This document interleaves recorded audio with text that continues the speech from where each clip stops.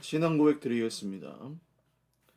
전능하사 천지를 만드신 하나님 아버지를 내가 믿사오며 그 외아들 우리 주 예수 그리스도를 믿사오니 이는 성령으로 잉태하사 동정녀 마리아에게 나시고 본디오 빌라도에게 고난을 받으사 십자가에 못 박혀 죽으시고 장사한 지 사흘 만에 죽은 자 가운데서 다시 살아나시며 하늘에 오르사 전능하신 하나님 우편에 앉아 계시다가 저리로서 산자와 죽은 자를 심판하러 오시리라. 성령을 믿사오며 거룩한 공회와 성도가 서로 교통하는 것과 죄를 사하여 주시는 것과 몸이 다시 사는 것과 영원히 사는 것을 믿사옵나이다. 아멘.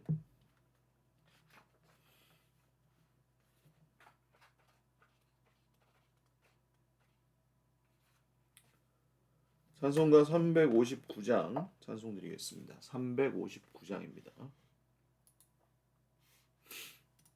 찬송가 359장입니다.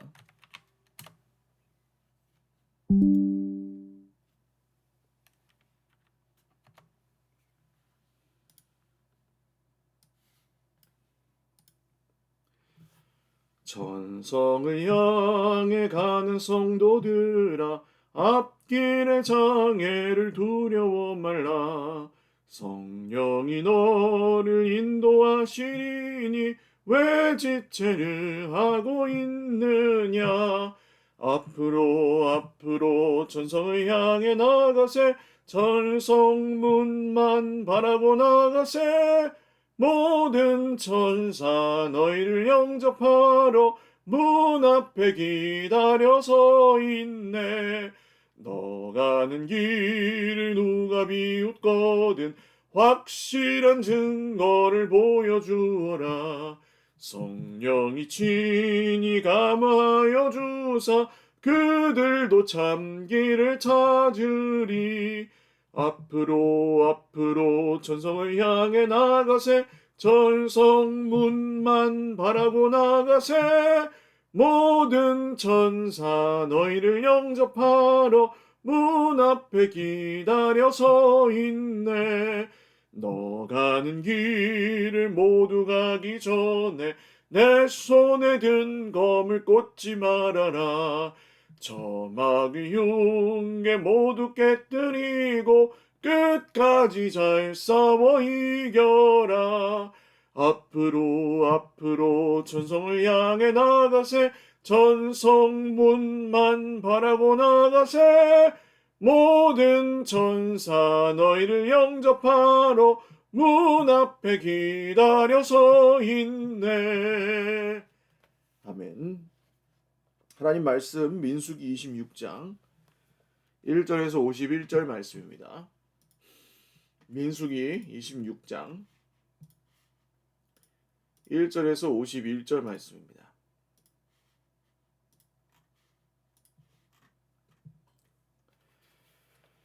한 목소리로 읽겠습니다.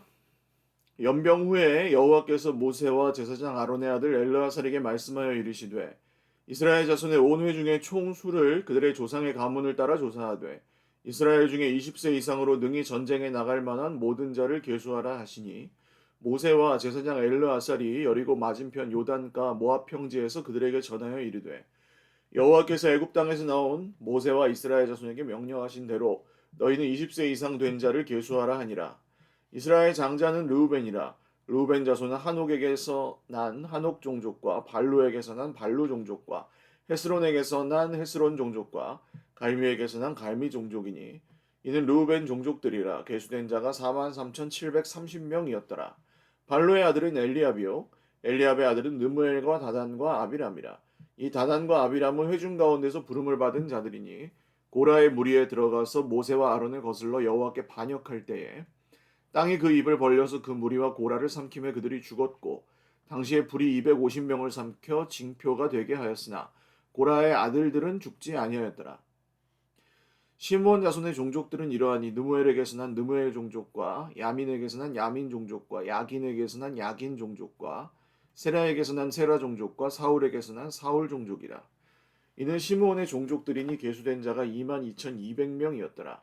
갓 자손의 종족들은 이러하니 스본에게서 난 스본 종족과 학기에게서 난 학기 종족과 순이에게서 난 순이 종족과 오스니에게서 난 오스니 종족과 에리에게서 난 에리 종족과 아롯에게서 난 아롯 종족과 아렐리에게서 난 아렐리 종족이라.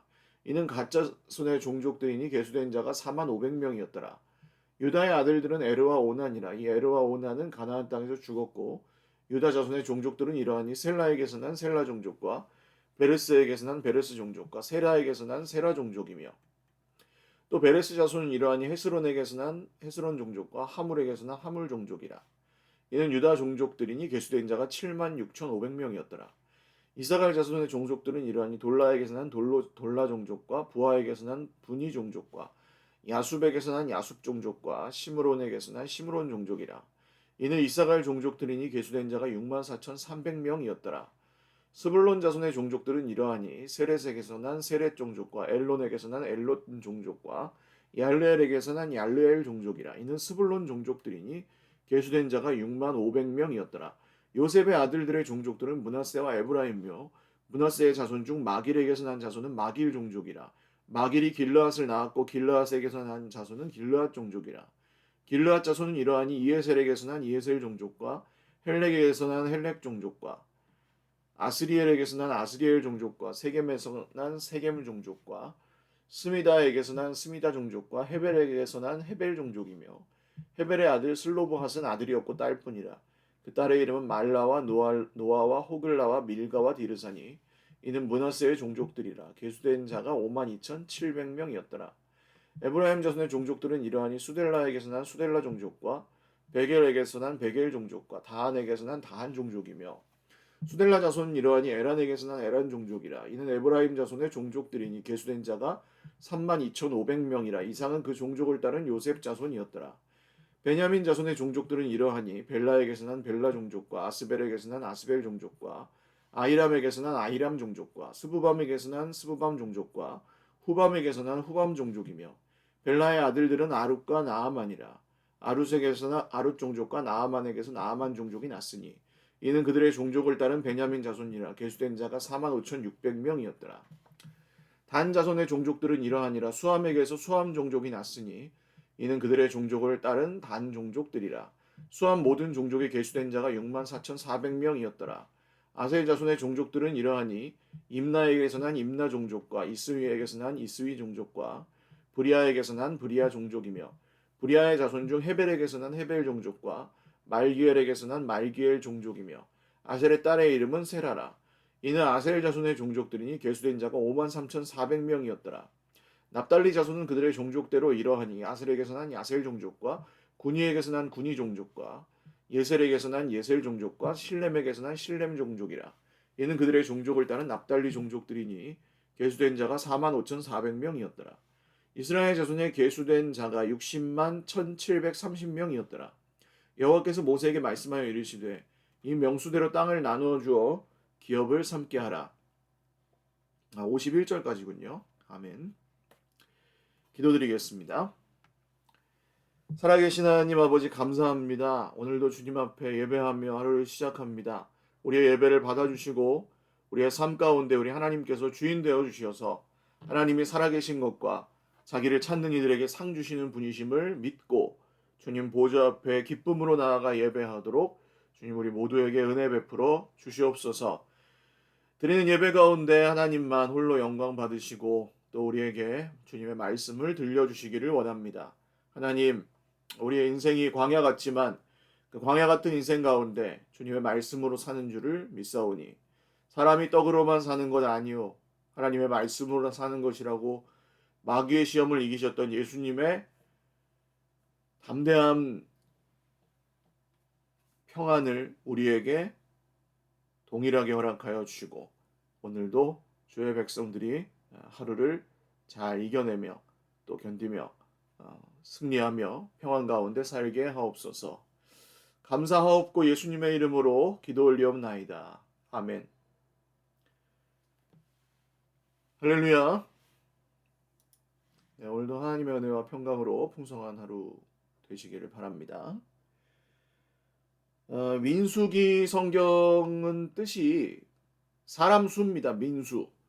그래서 광야에서 이스라엘 백성들이 그 40년 방황하기에 앞서서 인구 조사를 했던 것과 그 다음 이 방황이 끝난 후에 인구 조사를 한 내용으로 지금 오늘 이 가나안 땅에 들어가기 직전에 인구 조사를 하고 있는 장면이 이 민수기의 주된 내용이라고 할 수 있겠습니다.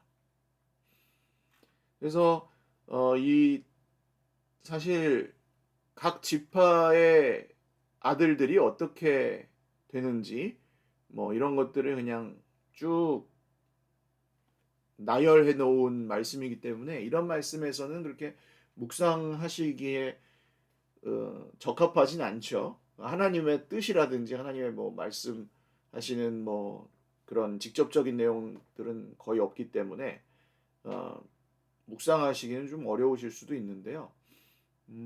그래도 조금 이 안에서 우리가 묵상할 만한 내용들을 조금 찾아 본다고 하면 일단 민수기 1장 말씀과 좀 비교해서 보시면 묵상하실 수 있습니다. 민수기 1장에서 이집트에서 나온 둘째 해, 둘째 달, 첫째 날에 시내 광야에서 하나님께서 모세에게 백성들을 계수하라고 하셨잖아요. 그래서 그 남자, 싸움에 나갈 만한 20세 이상의 남자들을 진영별로 계수를 해보니까 그 전체 인원수가 60만 3,550명이었습니다. 근데 오늘 우리 같이 읽은 말씀에서는 어떻죠? 60만 1,730명. 이 숫자가 거의 줄지 않았습니다. 그러니까 광야라고 생각하면 우리는 흔히 생각하기를 광야에서 먹을 것도 없고 40년이나 방황을 했으니 이 사람들의 숫자가 줄어들지 않았을까. 우리가 좀 형편이 어려울 때 동일하죠. 교회가 이렇게 어렵거나 우리 가정의 형편이 어렵거나 우리의 인생에 좀 우리가 많은 것을 하지 못하게 되었을 때 우리는 걱정합니다. 이거 이렇게 하다가 우리가 좀 형편이 더 어려워지면 어떡하지? 뭐 이러다가 점점 더 안 좋아지면 어떡하지? 이런 걱정들을 하잖아요. 그런데 광야에서 막상 그 방황을 하고 나서 이스라엘 백성들 다시 세보았을 때 그 숫자가 거의 줄지 않았다고 하는 것. 이것이 광야에서 하나님의 백성들에게 하나님께서 주시는 은혜라고 할 수 있습니다. 우리의 인생도 광야 같습니다. 오늘 여러 가지 어려움들이 있고 또 아마 어떤 분들은 이전보다 내 믿음이 좀 부족한 것 같아요. 뭐 혹은 뭐 이전보다 내가 하나님께 더 충성하지 못하는 것 같아요. 어떤 분들은 이전보다 제가 열정이나 할 수 있는 좀 힘이 떨어진 것 같아요. 어떤 분은 뭐 기억이 잘 안 나요. 자신 없어 하시는 분들이 많거든요. 근데 광야는 자신감으로 걸어가는 길이 아니고 믿음으로 걸어가는 길입니다. 그럼 모세가 80세 때에도 마찬가지였고 120세 때에도 마찬가지예요. 광야는 그냥 사명이 끝나는 그날까지 믿음으로 걸어가는 길이지 뭐 자신감과 실력으로 가는 길이 아닙니다. 자신감과 실력이 아무리 있으면 뭐예요? 광야에 아무것도 사 먹을 것도 없고 뭐 물이 나오는 것도 없고 하나님께서 주시는 것으로만 먹잖아요. 그래서 여러분 광야 생활 가운데 하나님께서 이런 은혜를 주신다는 것을 좀 기억하시면 좋겠고 시므온 지파의 아들들이 1장에서는 59,300명이었습니다. 그런데 우리 어제 바알보올 사건을 여러분 기억하시죠? 이 바알보올 사건이 모압 여인들이 이 이스라엘 백성들을 유혹해서 발람의 꾀에 의해서 다른 성경에 보면 써 있습니다. 발람의 꾀에 의해서 유혹을 했기 때문에 이스라엘 백성들이 음행하는 죄에 빠졌던 그 사건이 주로 이제 비느하스가 찔러 죽인 이 시므온 지파의 아들 족장 중에 한 명이었던 시므리라는 사람. 이 사람이 아주 대표적인 그냥 버젓이 대놓고 뭐 보란 듯이 죄를 지었던 사람입니다. 그래서 그런지 정확하게 연결점이 뭐 그래서 그랬다고 나오진 않지만 5만 몇천 명이었던 이 시므온 자손이 여기 오늘 세어보면은 22,200명밖에 안 됩니다. 급감하죠. 전염병이 돌았는데 그것이 시므온 지파에게 아주 큰 타격을 주었던 것으로 우리는 추측할 수 있습니다. 다른 지파들은 그렇게 큰 차이가 나지 않습니다. 오히려 수가 늘어난 지파들이 더 많습니다. 그런데 이 시몬 지파만은 절반 이하로 줄어들었습니다. 죄의 파급력은 바로 이렇습니다. 우리는 그 작은 죄가 우리의 인생을 그렇게 망가뜨리지 않을 거라고, 혹은 들키지 않으면 괜찮을 거라고 생각하거나, 특별히 남한테 피해를 주지 않는 죄인데 그게 그렇게 우리 인생을 바꾸겠는가 할 수 있지만, 사실 죄는 내가 저지르는 죄를 통해서, 예를 들어서 내가 누군가에게 폭력을 가한다. 그러면 맞는 사람만 피해를 보는 게 아닙니다. 때리는 사람도 역시 똑같이 망가집니다.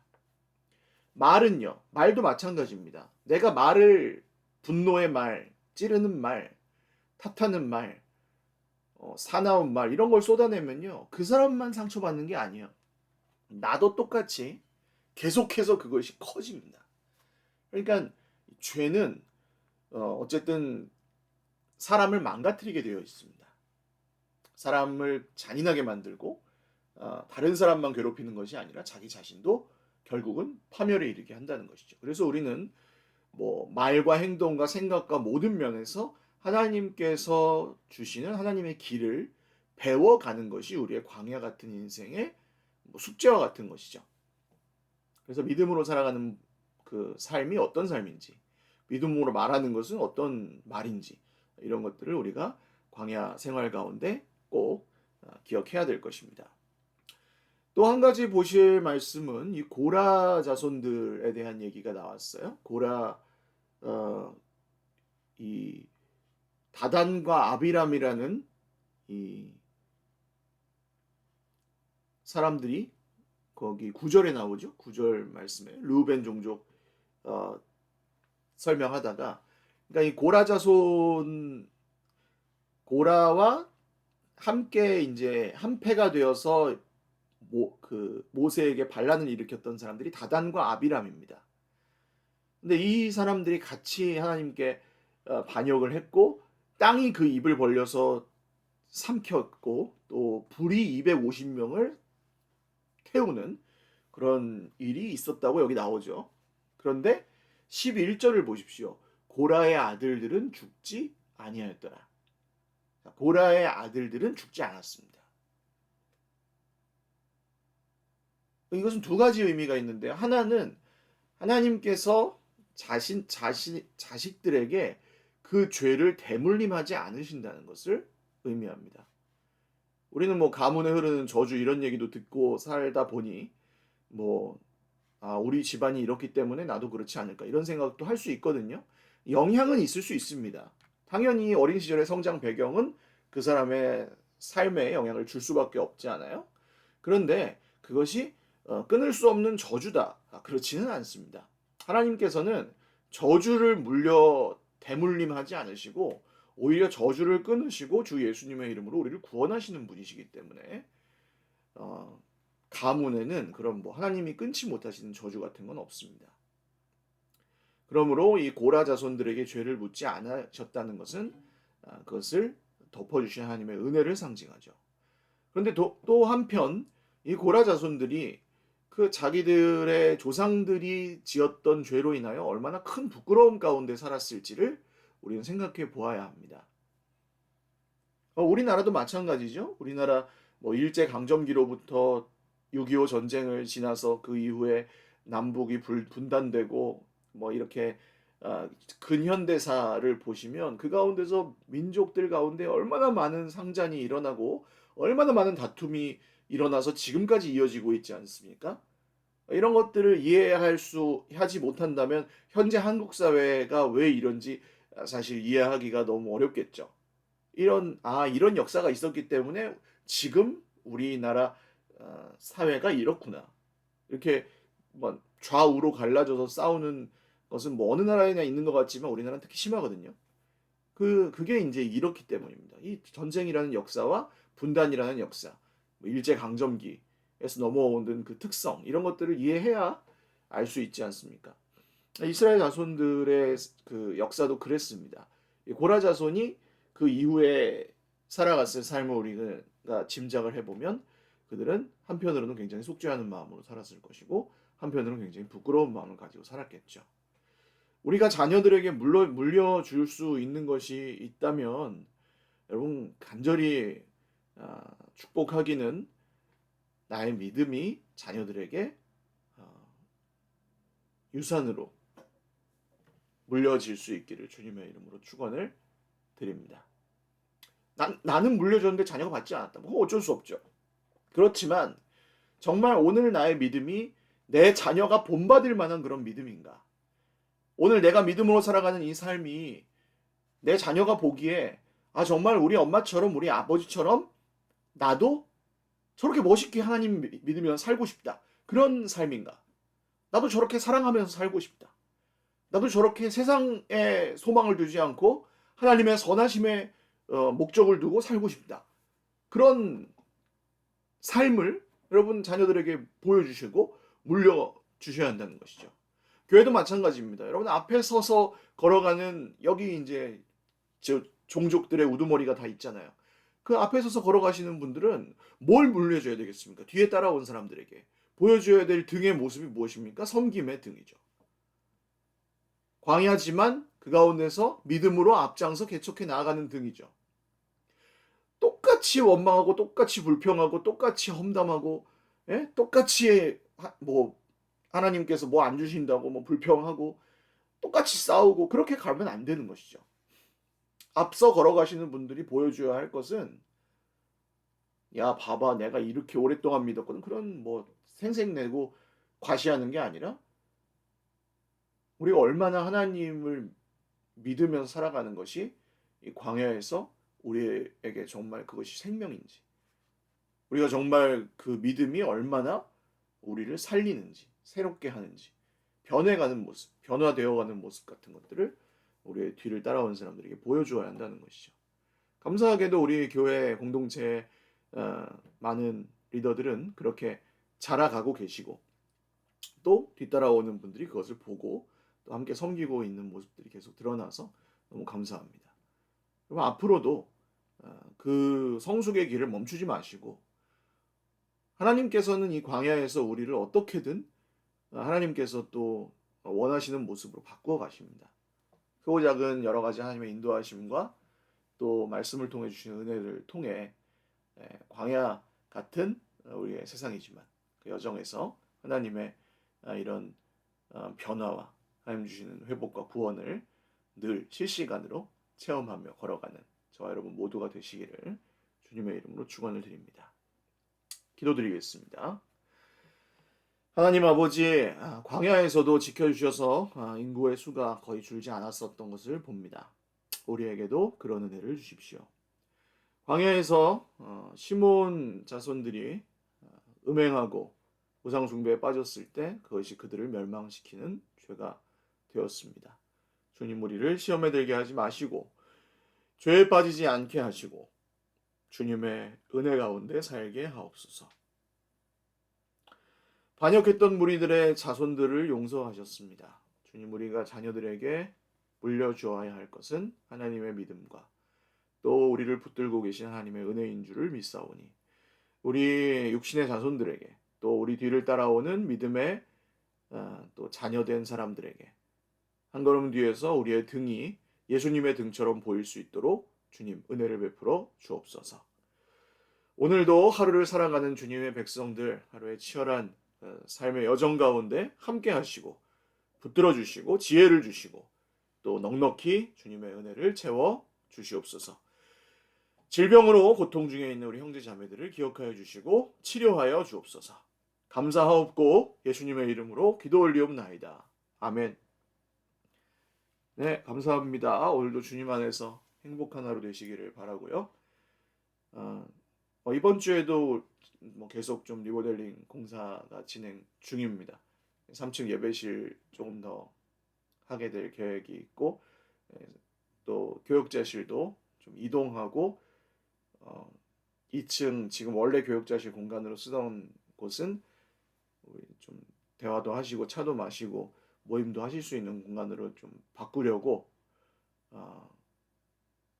오래전부터 계획만 하고 있었는데 이번에 손을 댄 김에 진행을 하고 있으니까 잘 또 진행될 수 있도록 기도해 주시고 많은 돈을 갖고 하지는 못합니다. 그래서 돈이 없는 중에 그냥 일단 어떻게 또 지출하고 또 하나님께서 섬겨주시는 분들의 손을 통해 채워주시고 이런 식으로 지금 진행이 되고 있는데 어, 또 계속 해가고 좀 마무리가 어느 정도 되면 어떻게 변했는지 또 어떻게 또 이용하시면 되는지 이런 것들을 좀 또 설명을 자세하게 드리도록 하겠습니다. 감사하게도 뭐 계획했던 것보다 더 좋게 진행할 수 있어서 너무 감사드리고 섬겨주시고 계시는 우리 모든 형제자매들께도 감사합니다. 네, 오늘도 주님 안에서 행복한 하루 되시기를 바라고요. 건강하십시오. 사랑하고 축복합니다.